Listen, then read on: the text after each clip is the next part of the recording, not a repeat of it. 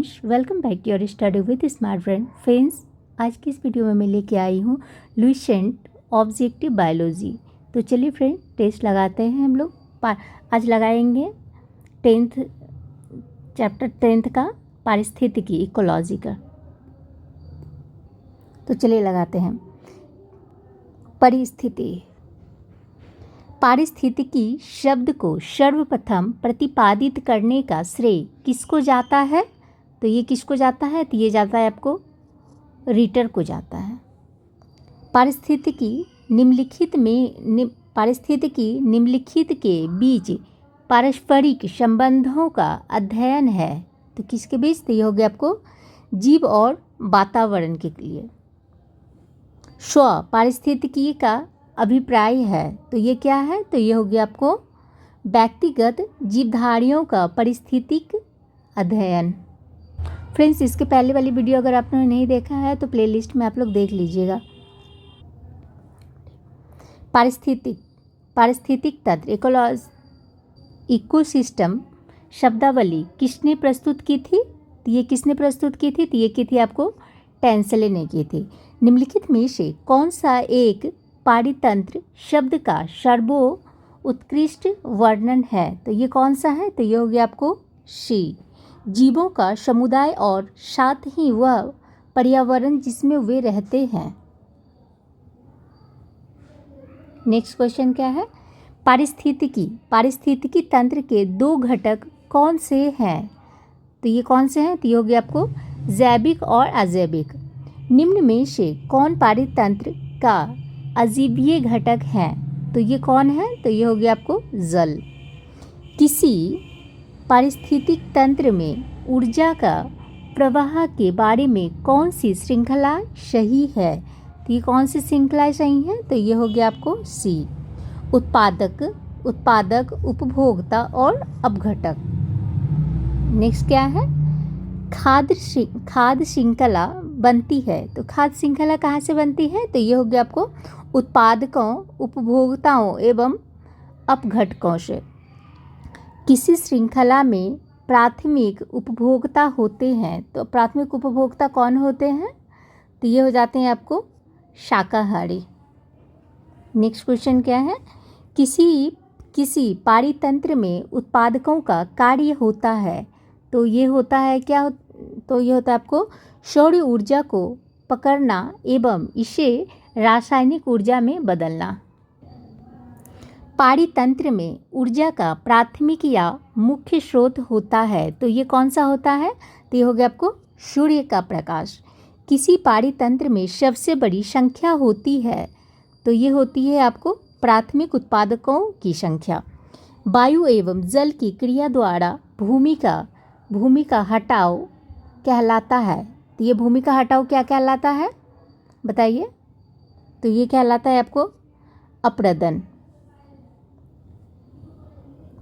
मृदा अपरदन रोका जा सकता है। तो मृदा अपरदन कैसे रोका जा सकता है? तो ये रोका जा सकता है आपको वनों को उगाने द्वारा।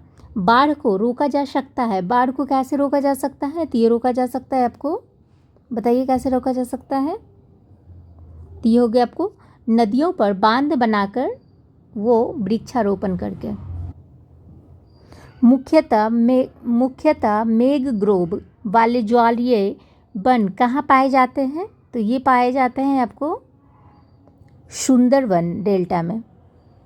मैंग्रोव वनस्पति का मुख्य घटक है। तो मैंग्रोव वनस्पति का कौन से घटक है? तो ये बन गया आपको राइजोफोरा।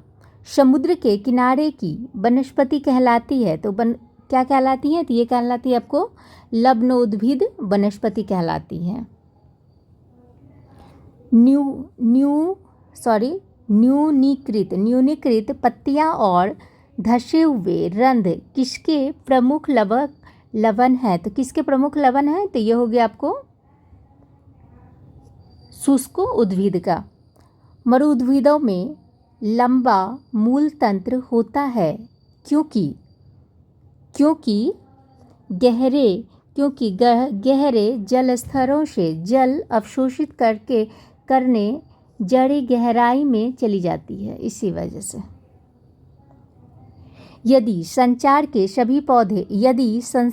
सभी पौधे मर जाएं तो किसकी कमी के कारण सभी जंतु मर जाएंगे? तो किसकी कमी के कारण मर जाएंगे बताइए जल्दी से। तो ये हो गया आपको ऑक्सीजन। अधिपद वैसे स्थानों पर पाए जाते हैं जहाँ पर क्या होते हैं? तो ये हो गया आपको वर्षा पूरे वर्ष होती है।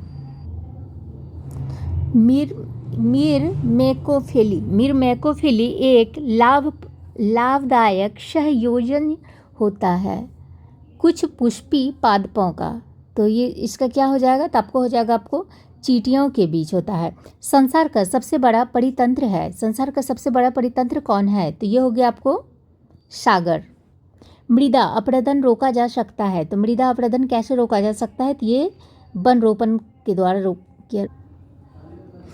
जब हम बकरी का मांस खाते हैं तब हम क्या? तो ये हो गया आपको द्वितीयक उपभोक्ता होते हैं। सौर ऊर्जा किससे प्राप्त होती है? तो सौर ऊर्जा किससे प्राप्त होती है? तो ये हो गया आपको सूर्य से प्राप्त होती है। खाद्य श्रृंखला से अभिप्राय है इनमें से किसके द्वारा ऊर्जा अंतरण होता है? तो ये हो गया आपको एक जीव से दूसरे के। हाइड्रोफाइट कहते हैं। तो हाइड्रोफाइट किसको कहते हैं? तो ये कहते हैं एक जलीय पौधे को कहते हैं। निम्नलिखित में से कौन सा पौधा मरुद्भिद है? तो मरुद्भिद कौन से पौधे हैं? तो ये हो गया आपको करील। पर्यावरण के अजैव अवयव का उदाहरण है। तो ये अजैव का उदाहरण कौन सा है? तो ये हो गया आपका वायु। हाइड्रोपोनिक्स संबंधित है। तो हाइड्रोपोनिक्स किससे संबंधित है? तो ये हो गया आपको मिट्टी के बिना पौधे की वृद्धि से।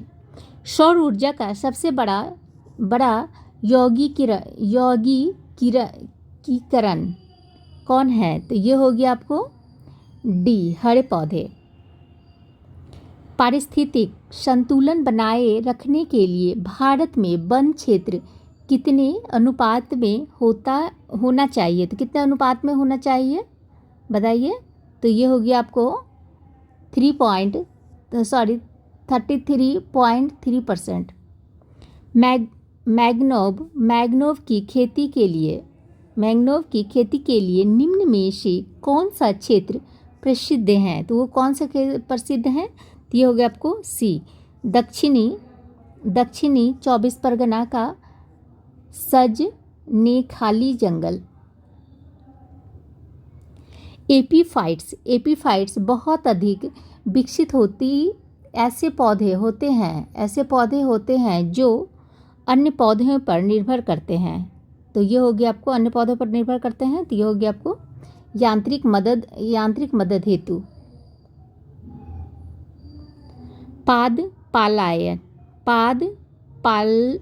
पादपालय एक सुविधा है जिससे नियंत्रित दशाओं में पादपों का उगना संभव हो पाता है। निम्न में से कौन सा कृषि कार्य पर्यावरणीय दृष्टि से उपयुक्त है? तो ये कौन सा है? तो ये हो गया आपको कार्बनिक कृषि। अधिकांश मरुस्थलीय पादप रात्रि के समय ही पुष्पित होते हैं क्योंकि बताइए, आप लोग बताइए, कमेंट कीजिए। तो ये हो गया आपको मरुस्थलीय कीट रात्रि के समय सक्रिय रहते हैं। रेगिस्तान में पैदा होने वाले पौधे कहलाते हैं। तो रेगिस्तान में पैदा होने वाले पौधे क्या कहलाते हैं? तो ये कहलाते हैं आपको जीरोफाइट्स कहलाते हैं। पारिस्थितिक निके की संकल्पना को प्रतिपादित किया था। तो ये किसने प्रतिपादित किया था? तो ये किया था आपको ग्रीनेल्स ने किया था। निम्नलिखित में से कौन सा सबसे अधिक स्थिर पारिस्थितिक तंत्र है? तो ये कौन से हैं? तो ये हो गया आपको महासागर। मनुष्य किसके द्वारा जीवमंडल में पारिस्थितिक संतुलन बनाए रख सकता है, तो ये किसके द्वारा रख सकता है? तो ये रख सकता है आपको संबंधित पौधों की नई किस्मों और पालतू पशु की नई नस्ल विकसित करना। सामाजिक वानिकी है। सामाजिक वानिकी कौन सी है? तो ये हो गया आपको डी। सहकारी स्वामित्व वाली भूमि पर उपयोगी पौधों को उगाना और उसकी व्यवस्था करना। पृथ्वी शिखर सम्मेलन हुआ था। पृथ्वी शिखर सम्मेलन कब हुआ था? तो ये हो गया आपको रेडियो डी जेनेरो में हुआ था। पृथ्वी शिखर सम्मेलन हुआ था रेडियो डी जेनेरो में। राष्ट्रीय वनस्पतिक उद्यान कहाँ पर स्थित है? तो ये राष्ट्रीय उद्यान कहाँ पर में स्थित है? तो ये हो गया आपको लखनऊ में। भारत में वन अनुसंधान संस्थान कहाँ स्थित है? तो ये कहाँ पे स्थित है? तो ये हो गया आपको देहरादून में। पृथ्वी का विशालतम पारिस्थितिक तंत्र है, तो ये कौन सा पारिस्थितिक तंत्र है? तो ये हो गया आपको जलमंडल। निम्नलिखित में से कौन कृत्रिम पारिस्थितिक तंत्र है? कौन से हैं कृत्रिम पारिस्थितिक तंत्र, कौन है बताइए? तो ये हो गया आपको धान का खेत। रेड डाटा बुक में किसका विवरण दिया गया है? तो रेड डाटा बुक में किसका विवरण दिया गया है? तो ये दिया गया आपको संकटापन्न पादप और जीव जंतु का। रेड डाटा बुक उन जातियों के बारे में जानकारी देती है जो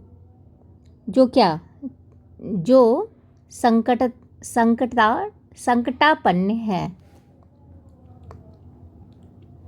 इनमें से कौन सा जैव विविधता के लिए खतरा है? तो जैव विविधता के लिए कौन खतरा है बताइए जल्दी से बताइए। तो ये हो गया आपको प्राकृतिक आवासों और वनस्पति का विनाश तथा झूम खेती। भारत में पारिस्थितिक असंतुलन का कौन सा एक प्रमुख कारण है? तो ये कौन से कारण है? तो ये हो गया आपको वनोन्मूलन। ताल पारिस्थितिक तंत्र की स्थिरता निर्भर करती है, तो ये किस पे निर्भर करती हैं? तो ये करती हैं आपको उत्पादकों और उपभोक्ता पर निर्भर करती है। प्रकृति के संतुलन को तय करने वाला मुख्य कारक है, तो ये कौन से कारक हैं? तो ये हो गया आपको मानव गतिविधियां। निम्नलिखित में से किसे वैश्विक विरासत का वन माना जाता है? तो वैश्विक विरासत का वन किसे माना जाता है बताइए। तो ये हो गया आपको पश्चिम बंगाल के सुंदरवन को। वह वर्णक जो वनस्पति को पराबैंगनी किरणों के दुष्प्रभाव से बचाता है, कौन सा है? तो ये कौन सा है बताइए जल्दी से बताइए, जल्दी बताइए, आप लोग भी बताइए। तो ये हो गया आपको फाइकोसाइनिन। सर्वाधिक जैव विविधता कहाँ पाई जाती है? तो सर्वाधिक विविधता कहाँ पाई जाती है? तो ये पाई जाती है आपको उष्णकटिबंधीय वर्षा वन में। काजीरंगा किस लिए जाना जाता है? तो काजीरंगा किस लिए जाना जाता है? तो ये जाना जाता है आपको गेंडा के लिए जाना जाता है। पारिस्थितिक तंत्र के तत्वों के चक्रण को क्या कहते हैं? तो क्या कहते हैं? तो ये कहते हैं आपको जैव भू रासायनिक चक्र कहते हैं।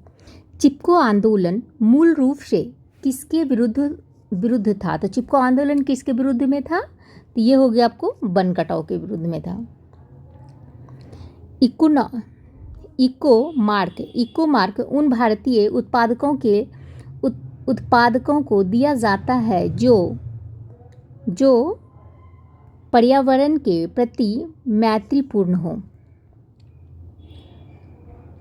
वातावरण में ग्रीन हाउस गैसों के बढ़ते बाहुल्य के कारण निम्नलिखित प्रभावित हुए हैं सिवाय किसके सिवाय प्रभावित हुए हैं? तो ये हो गए आपको ऑक्सीजन निषेचन प्रभाव के द्वारा। ओजोन इतनी आर्द्रता संकेंद्रण पर गंभीर फुफ्फुसीय शोफ उत्पन्न करके मानव स्वास्थ्य को प्रभावित करता है। तो ये करता है आपको, कौन करता है? तो ये करता है आपको 9.0 ppm। विश्व का सबसे अधिक तेजी से बढ़ने वाला जल पादप है, कौन है सबसे जल्दी से बढ़ने वाला? तो ये हो गया आपको यूट्रिक्युलेरिया।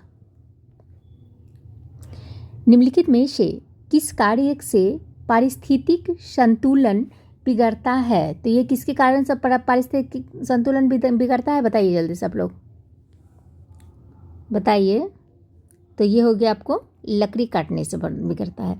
यदि विश्व के सभी पादप मर जाते हैं तो सभी पशु भी इसकी कमी के कारण मर जाएंगे। किसके कमी के कारण मर जाएंगे? तो ऑक्सीजन। जब पादप विविधता को प्राकृतिक आवास में संरक्षित किया जाता है तो इस संरक्षण को कहते हैं, तो इस संरक्षण को क्या कहते हैं? तो कहते हैं आपको स्वस्थाने। अत्यधिक वनोन्मूलन का सबसे अधिक खतरनाक प्रभाव है, तो क्या है? ये हो गया आपको मृदा अपरदन। चारण आहार श्रृंखला के आधार तल में जीव होते हैं। तो जीव कैसा होता है? तो ये होते हैं आपको उत्पादक।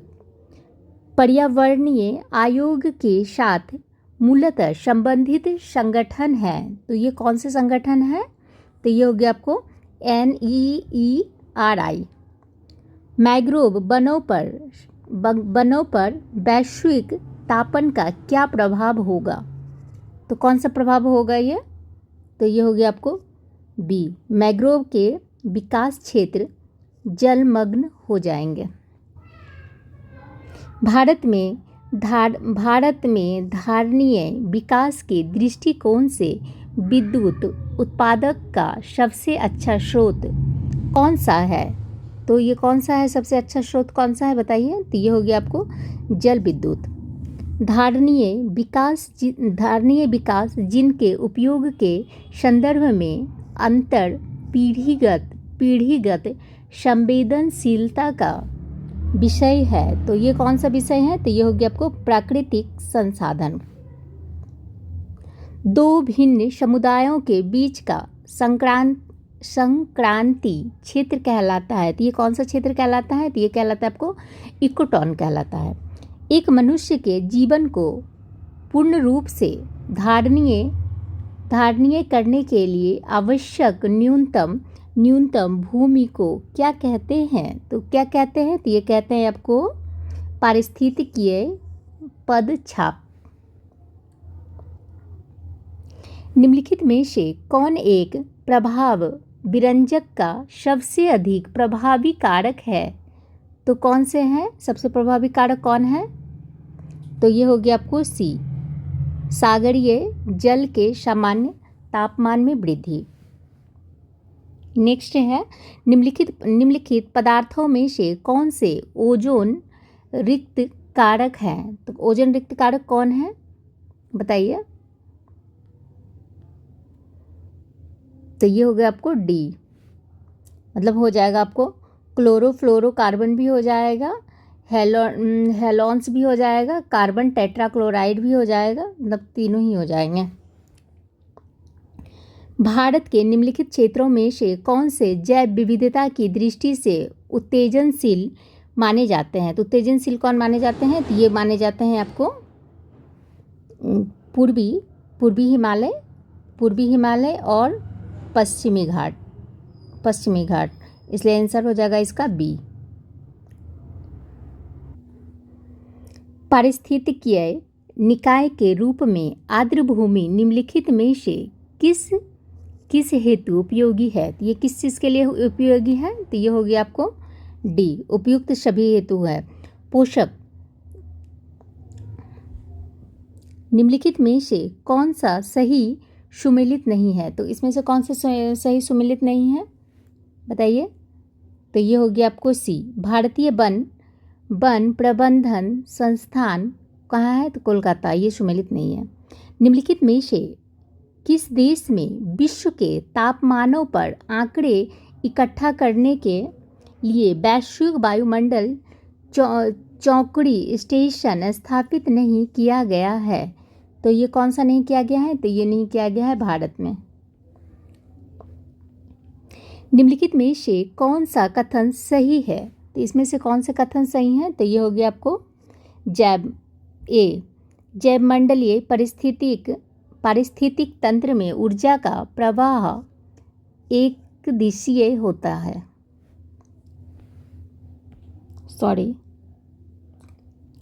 निम्नलिखित में से कौन सी हरित गृह गैस नहीं है? हरित गृह गैस कौन सी नहीं है बताइए? तो ये हो गया आपको नाइट्रोजन। निम्नलिखित में से कौन पारिस्थितिक तंत्र के विषय में सही नहीं है? तो ये कौन नहीं है? तो ये हो गया आपको, यह एक बंद तंत्र होता है। खाद्य श्रृंखला फूड चेन में मानव है। तो फूड चेन में मानव क्या है? तो ये हो गया आपको प्राथमिक तथा द्वितीयक उपभोक्ता है। निम्नलिखित में से कौन आहार श्रृंखला का निर्माण करते हैं? तो आहार श्रृंखला का निर्माण कौन करते हैं? तो ये करते हैं आपको घास, बकरी तथा मानव। पारिस्थितिकी विज्ञान केंद्र कहाँ स्थित है? तो ये कहाँ पे स्थित है बताइए? तो ये हो गया आपको बेंगलुरु में। विश्व पर्यावरण दिवस किस दिन मनाया जाता है? तो विश्व पर्यावरण दिवस किस दिन मनाया जाता है? तो ये मनाया जाता है आपको 5 जून को। प्रथम विश्व पर्यावरण दिवस किस वर्ष मनाया गया था? ये किस वर्ष मनाया गया था? तो ये मनाया गया था आपको 1973 को। घटती उत्पादनशीलता के क्रम में पारिस्थितिक तंत्र में निम्नलिखित में से कौन सा क्रम सही है? तो ये कौन सा क्रम सही है बताइए जल्दी से? तो ये हो गया आपको सी, मैंग्रोव घास, मैदान, झील और सागर। Thank you friends. I hope कि आप लोग को अगर पसंद आती है अगर वीडियो तो प्लीज़ फ्रेंड्स वीडियो को शेयर कीजिए, लाइक कीजिए, सब्सक्राइब कीजिए। Thank you.